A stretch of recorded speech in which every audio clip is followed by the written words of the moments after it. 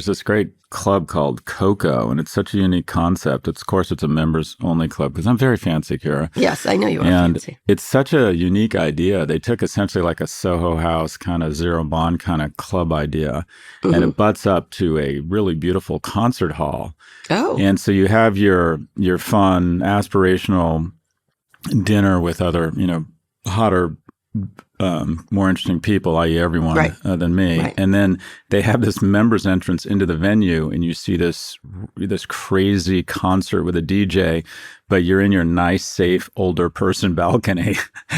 It really is. Hello, Mr. Elite, man of the people, Scott Galloway. Oh, yeah. I have no desire to be that. Anyways, it just amazes me how basically the economy, the market is totally morphing around what I call the 1%. Yeah. And that is, I think of Disney. Disney used to be everybody bought those stupid books with A, B, C, D, and E tickets and waited in the same line.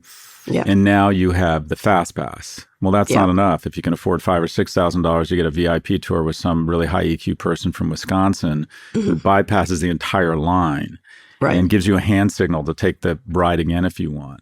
And the whole world, and it's great to be in the 1%, but I think it's kind of a negative looking forward indicator. Probably means the revolution is coming. The whole world is being optimized for the 1%, and these members clubs are popping up everywhere. There's in New York, there's Soho House, Zero Bond, Casa Cipriani, 5 Hertford is opening there. And it's just slowly but surely everything's going iOS. They can't take a Android. restaurant. They can't take going into a restaurant and waiting their turn. No, I guess not. When you say they, who's they? You mean the 1%? Like mostly, because restaurant. I was in New York last weekend, as you know, and it was hopping. I have to say, everywhere. It's packed. But it wasn't just the 1%. It was all over the place.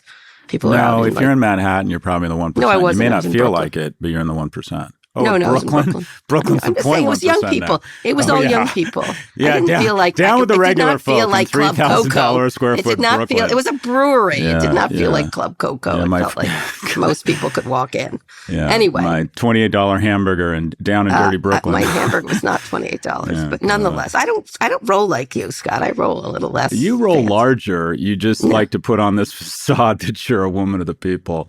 I'm not a woman. I never say that. Not once. Not once do I say that. Oh yeah. I'm educated in America with an excellent education, and I've worked hard. Educated in America? Well, that's the most elite thing in the I've world. gotten all the advantages. Didn't you get all these medals from Georgetown and go to a private school? I mean, anyways, I did. Yeah, well, you've been very insulting to me lately. I'm not insulting. This is how I express affection. Dial that back, Mr. KOKO. Anyway, today we'll talk about Jack Dorsey's new social media app. Also